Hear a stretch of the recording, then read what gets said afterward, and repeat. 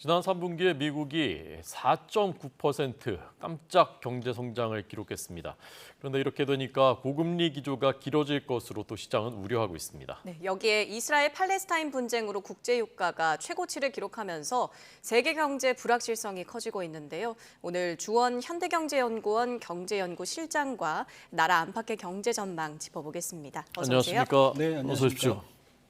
자, 우선 미국의 경제 성장률이 4.9% 깜짝 놀랄 만한 수치인데 이 계산법이 우리하고는 좀 다르다면서요? 예, 그러니까 정확히 4.9%는 전기 대비 연율이고요. 네. 우리가 이제 며칠 전에 우리가 나왔던 3분기 경제 성장률 0.6%는 전기 대비입니다. 네, 그 네. 연율이 들어가냐 안 들어가냐 중요한 건데 네. 정확한 정의는 뭐냐면 예를 들어 이제 4.9%가 이제 미국 전기 대비 연율 성장률이 나왔는데 네. 이게 앞으로 1년 동안 그러니까 3분기에 4.9, 4분기에 4.9, 내년 1분기, 2분기까지 전부 4.9가 나왔을 때 그 기간 동안에 미국의 경제 성장률은 4.9%가 된다는 의미입니다. 네. 그러니까 사실 전기 대비하고 전기 대비 연율은 조금 시청자분들이 헷갈릴 수가 있는데 네, 네. 대략 전기 대비에 한 4 정도 곱하시면 그러니까 정확한 의미는 아닙니다만 네. 예. 전기 대비 연율이 나오는 거고 그렇다면 이제 우리가 3분기에 0.6이 나왔기 때문에 전기 대비 연율하면 한 2.4 정도, 그 정도가 나오고 미국은 전기 대비 성장률도 같이 발표하거든요. 그러니까 네. 연율이 4.9였는데 전기 대비는 1.2%입니다. 1.2%. 예, 4분의 1 정도 되는 거죠. 예. 그럼 그 정도로 생각을 하시면 될 것 같습니다. 네. 예, 앞서 저희가 그래프로도 보여드렸었는데요. 요 경제 성장률 추이를 한번 보니까 이전에는 대체적으로 2%대를 한번 보여주십시오. 2%대를 유지하다가 4.9로 지금 껑충 뛴 상황입니다. 왜 이렇게 높게 뛴 걸까요? 이제 저게 4.9%가 사실 뭐 우리 개도국으로 가면 저게 높은 숫자는 아니고 예. 이게 이제 미국의 평균적인 경제 성장률이 어느 정도냐가 중요한데 대략 한 2% 내외 정도를 보고 있거든요. 그래서 2% 정도면은 상당히 괜찮은 상황이었는데 4.9는 거의 뭐 2배 이상인데 이게 이제 어느 쪽에서 뛰었는지가 중요한데요. 네.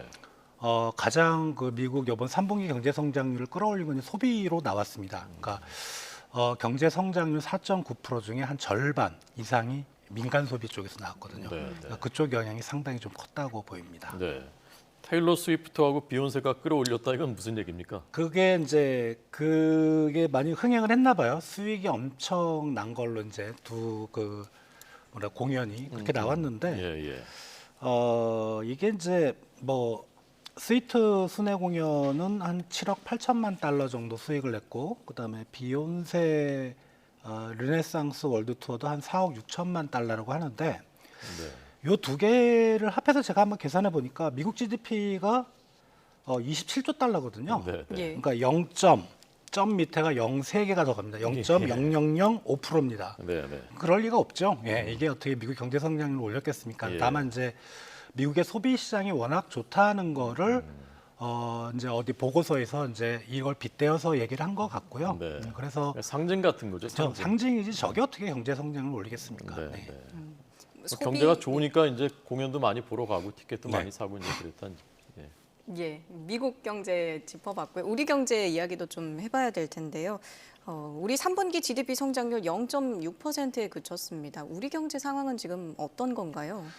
0.6%는 사실은 좀 이제 평가하는 사람마다 다르긴 한데 저는 좀 약했다고 보이는 게 왜냐하면 올해 1분기 시작이 플러스 0.3%인데 우리나라가 사실 저거보다 더 나와야 되거든요. 왜냐하면 네. 작년 4분기가 마이너스였습니다. 이게 전기 대비잖아요. 그죠? 예. 그러니까 올해 1분기 성장률은 4분기보다 4분기를 기준으로 해서 얼마나 증가했냐는 건데 4분기가 엄청 나빴다면 사실 1분기 성장률이 뭐 0.67 정도는 나왔어야 되고 그럼 1분기에 그렇게 못 나왔다면 2분기나 3분기에 상당히 좀 높은 숫자로 올라가야 되는데 3분기가 0.6밖에 안 나왔다는 거는 생각보다는 좀 덜 나왔다. 예.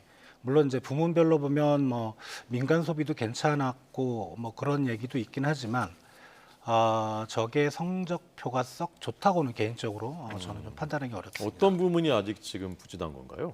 가장 우려되는 건 설비 투자 쪽인 것 같아요. 예, 설비 투자가 계속 마이너스가 나오고 그리고 이제 민간 소비도 2분기에 마이너스 0.1이었는데 이번에 플러스 0.3인가로 올라섰는데 네.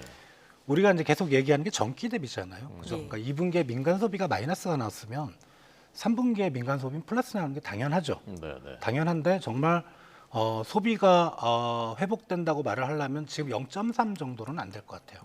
0.5, 0.6은 돼야 되고 특히 이제 우리 경제 성장률 계산할 때 거의 절반 이상이 사실 민간 소비가 잡아먹습니다. 네. 그러니까 민간 소비가 저렇게 상당히 좀 회복이 지연되는 모습, 특히 이제 며칠 전에 나왔던 이제 소비자 동향 조사 보면 소비자들 심리가 한 3개월 연속 계속 떨어지고 있습니다. 그러니까 이런 게 만약에 4분기에도 이어진다면 올해 경제 성장률이 생각보다는 예상치보다는 좀 낮아질 가능성이 있다고 생각이 됩니다. 네. 예, 올해 경제 성장률 목표가 1.4%였습니다. 이런 추세라면은 달성이 가능할까요? 4분기에 한 0.6에서 0.7 정도, 0.7 나오면 달성 가능하다고 하는데 예.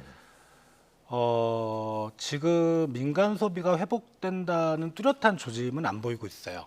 그렇지 만약에 3분기 정도의 그런 회복 속도라면 사실 민간 소비가 0.2 오를 때 경제 성장률은 0.1 정도밖에 안 오르거든요. 그러니까 그런 비율을 생각을 하면 4분기가 정부가 장담한 대로 0.7 정도 나와서 그게 연간으로 1.4%가 나올지는 우리가 좀 지켜봐야 될 부분인 것 같습니다. 네. 미국이 아까 4.9% 경제 성장률이 나왔는데 증시는 오히려 떨어졌는데 왜 그런 것인지 좀 설명을 해주십시오.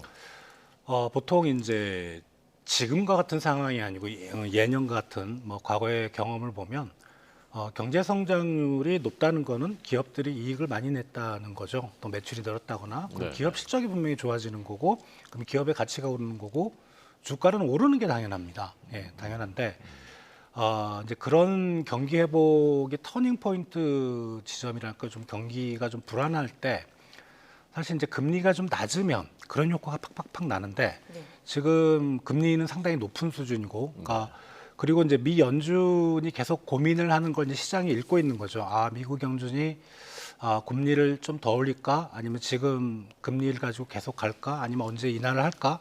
근데 미국 경제 성장률이 저렇게 좋으면 사실 금리를 낮출 요인이 상당히 없어지는 거죠. 예, 경제가 좋은데 뭐 이 정도 금리를 많이 높였는데도 미국 경제가 잘 버티고 있네.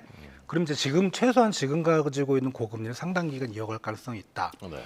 이게 결국 이제 기업들의 입장에서는 당장의 실적보다는 미래 투자를 위해서 이제 자금을 동원해야 되는데 이자율에 영향을 미치는 거죠. 예. 네. 네, 그런 고금리가 지속이 되면 기업들의 미래 가치가 점점 떨어진다. 투자를 못해서 네. 그런 게 이제 주식시장에 크게 영향을 주는 것 같습니다. 네. 예, 3분기의 경제 성장률이 굉장히 좋았기 때문에 4분기는 어떻게 될 것인가에도 관심이 쏠리고 있는데요. 지금 이스라엘과 또 팔레스타인 분쟁 변수도 있고요. 네. 4분기에 대한 전망은 어떻게 하면 좋겠습니까? 4분기 일단 마이너한 요인들이 조금씩 나오는데 예. 예를 들어 뭐 그 미국 대학교 학자금 대출 금액이 되게 작아요. 예. 사실 뭐 민간 소비 0.1% 정도를 떨어뜨리는 효과가 있다고 하면 저는 그거보다 좀 더 작을 것 같고 그리고 이제 말씀하셨던 중동 지역의 분쟁은 만약에 이제 그 시나리오가 좀 최악의 시나리오로 전개가 돼서 주변의 산유국들 뭐 사우디든 이란이든 만약에 참전을 하게 되면 유가는 당연히 폭등할 거고 그거는 이제 미국 경제에 상당히 이제 악영향을 미칠 텐데 네. 네. 꼭 그런 최악의 시나리오가 아니더라도 네. 4분기부터는 미국 경제가 이제 좀 성장률이 많이 꺾일 거라는 전망들이 우세합니다. 왜냐하면 이제 미국 기업들 요번에 이제 미국 3분기 경제 성장률 올라간 거 보면 소비가 좋다고 말씀드렸는데 투자도 좋거든요. 근데 투자가 건설 투자, 주택 투자만 좋습니다. 네. 그러니까 우리로 해당하면은 설비 투자의 개념인데 설비 투자는 마이너스가 나오고 있어요. 그러니까 기업들이 금리가 높아서 투자를 못 한다는 거고 그런 건 결국 미국의 지금 고용 시장이 아직까지 좋기 때문에 이제 고용도 안 될 가능성이 있고 고용이 안 된다는 건 미국 개인들의 지갑도 얇아지는 거고 그럼 지금처럼 소비를 못 한다는 거죠. 네. 예. 우리나라 같은 경우는 전체 GDP의 민간 소비가 한 48% 정도 되는데 미국은 거의 70%입니다. 예. 그러니까 미국 소비자들의 구매력이 상당히 중요한데 구매력이 이제 떨어진다. 그러면 4분기 경제 성장률은 내려갈 가능성이 높고요. 실제로 지금 많은 기관들이 아마 올해 4분기 내년 1분기, 내년 2분기 정도의 0%대 성장률을 전기 대비 연율로 네. 그렇게 보고 있습니다. 전기 대비 연율로 0%대니까 전기 대비는 그거보다 더 미치겠죠. 네. 예. 근데 이제 경제를 잘 모르는 그 문외한의 입장에서 이제 보자면 미국이 금리를 높여놓고 경기가 좀 식기를 떨어지기를 이제 기대를 하고 실제 이제 그럴 거라고 예상도 하는데 지금 계속 점점 3분기엔 4.9%까지 오히려 오른단 말입니다. 고물가 고금리인데도 사람들은 소비를 많이 하고 그러면 이게 새로운 어떤 노멀, 새로운 이런 추세로 이렇게 굳어질 가능성은 없는 겁니까?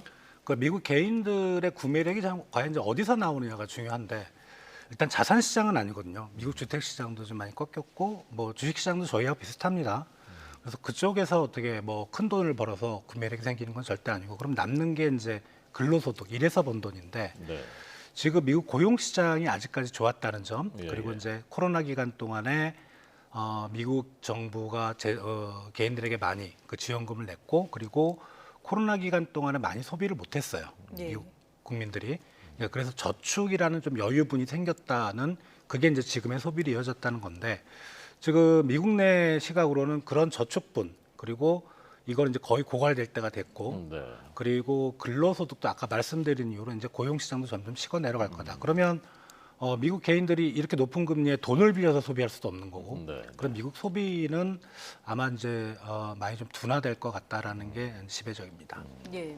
연준의 고민이 점점 더 깊어질 것 같은데요. 이제 11월, 12월에 FOMC가 연달아 열립니다. 어떤 선택할 거라고 전망하시나요? 이게 한 가지 다행인 게 미국 경제 성장률이 저렇게 높았던 지표를 발표하고 나서 미국 민간의 반응을 보니까 오히려 11월과 12월에 동결할 가능성을 확 더 높아졌습니다. 그러니까 11월은 거의 99.9%입니다. 네. 예. 그리고 12월은 기존에 한 5, 60%였는데 지금 한 70% 가까이 동결 가능성이 높아졌고요. 네. 그래서 그 동결 가능성이 높아진 게 거의 내년 4월까지 가고 그 4월까지 내에서도 한 번 정도 추가 인상한다는 가능성은 되게 좀 낮습니다. 네. 그리고 4월 넘어가면 쭉 내려가는 걸로 지금 전망을 하고 있어서 네. 금리 인상의 가능성은 그렇게 높지는 않다고 생각이 돼요. 그러니까 미국 연준도 이제 3분기 경제 성장률이 저렇게 좋게 나왔지만 네. 저거를 아주 긍정적인 신호로 볼 것 같지는 않고 지금 물가나 고용이나 어떻게 보면 경제 성장률은 우리가 분기 단위로 집계하기 때문에 상당히 늦게 나오잖아요. 네. 그러니까 월 단위로 발표되는 고용, 뭐 주간 단위 고용 지표도 있고 그다음에 물가 지표 이런 거에 더 신경을 쓸 걸로 생각이 된다면 그러면 저도 올해 11월과 12월은 금리 인상을 못 하고 동결로 넘어가고 결국은 그게 이번 이제 금리 인상의 최고치 5.5%가 되지 않을까 생각이 됩니다. 네. 우리 한국은행도 사실 이제 고민이 깊은데 지금 10달째 금리 동결했지만 대출 금리는 오르고 있고 그럼 이제 어떤 선택을 할 것인가 어떻게 전망하시는지요? 이제 미국이 금리를 올리지 못하면 사실 우리도 올리지 못하겠죠. 예, 또 우리 내부적인 뭐 PF 시장이라는 이런 불안도 있고. 그런데 이제 인하 시점이 이제 시장에서는 관심을 가지는 거죠. 네. 예. 네. 기존에 미국 연준이 한 여름 전후로 이제 시장에서는 인하할 것이라고 보고 있는데 사실 이제 그때 가봐야 되는 거고 그렇다면 우리도 거의 비슷한 시점을 잡지 않을까 생각이 듭니다. 왜냐하면 뭐 우리 물가 상승률도 최근에 좀 안정이 되고 있고 다만 여전히 하는 얘기하는 건 가계부채 쪽을 많이 얘기하는데 그러면서도 동시에 얘기하는 게 가계부채 증가한 거는 자기들 책임은 아니다. 예. 그 가계부채를 만약에 줄이려면 금리를 올려서라기보다는 네. 정부가 이제 뭐 LTV라든가 DS라든가 이런 규제를 강화하는 게 가계부채를 잡는 방법이라고 얘기를 하는 걸 봐서는 지금 뭐 중동 쪽의 고유가가 갑자기 뛰지 않는 이상은 네. 예, 저희도 아마 인하 시점은 그때쯤이지 않을까 생각이 됩니다. 예. 국내 주식 시장도 한번 살펴보죠. 그제였죠. 목요일에 코스피가 2,300선이 무너졌다가 하루 만에 다시 회복을 하기는 했습니다. 뉴욕 증시에 영향을 많이 받는 거라고 봐야겠죠. 예, 그러니까 우리 주식 시장이 이제 뭐라 그럴까 중거 지표라고 할까요? 이런 게 지금은 이제 미국 시장입니다. 예, 거의 미국 시장 쪽에서 좀 많이 빠졌던 특히 이제 기술주 중심에서 많이 빠졌거든요. 네. 네. 그러니까 기술주라는 거는 이제 새로운 기술을 가지고 뭔가 신사업을 만들어내는 기업이기 때문에 부채가 높을 수밖에 없습니다. 예. 그 부채가 높다는 거는 금리에 민감한 거죠. 예, 그런 영향을 지금 미국 고금리 동기열이 좀 상당 기간 내년 상반기까지 지속이 될 거라는 그런 것 때문에 미국 테크 기업들이 먼저 빠지고 이제 시차가 있죠. 우리는 이제 그 다음 날 우리도 이제 같이 이제 우리도 빠진 종목들 보면 거의 뭐 반도체, 전기차, 그 목요일날 빠졌던 건 뭐 2차 전지 이런 쪽이었거든요. 예. 네. 그래서 같이 좀 내리는 걸로 생각이 됩니다. 네. 우리 경제 주력인 반도체가 이제 그 업황이 개선되고 있는 것으로 지표가 나오고 있는데 증시하고 또 4분기 우리 경제 성장에는 이게 어느 정도 영향을 미칠 수 있을 것이라고 보시는지요? 과거의 반도체 사이클에서 이제 반도체 기업들의 실적이 개선되는 그 패턴이 뭐냐면 V자형이 아니에요. 그러니까 바닥을 찍 때 좀 천천히, 그러니까 시장 예상보다는 실질적으로 체감할 수 있는 그 회복세는 상당히 좀 지연되는 경향이 있거든요. 네. 그러면 이제 올해 4분기는 좀 반도체 쪽에 기업들의 실적은 개선되겠지만 그게 주가를 끌어올리는 큰 힘은 못 될 것 같고 네. 일단은 올해는 좀 넘겨야 될 것 같습니다. 그래서 반도체 업황은 바닥을 친 건 분명한데 지금 반도체 가격이 이제 하락세를 멈추고 조금씩 올라가는 품목들이 있는데 그게 뭐냐면 실제 시장의 수요가 늘었느냐 그게 아니고 네. 반도체 기업들이 감산을 했잖아요. 공급이 주니까 가격이 하락세를 멈추는 것뿐이지 네. 실제 시장 수요가 뒷받침되는 그런 증거가 보이기 전까지는 우리 뭐 삼성전자나 SK 하이닉스나 큰 실적 개선은 좀 어렵다고 생각이 됩니다. 네, 알겠습니다. 네, 오늘 여기까지 듣겠습니다. 주원 경제연구실장과 함께했습니다. 고맙습니다. 감사합니다.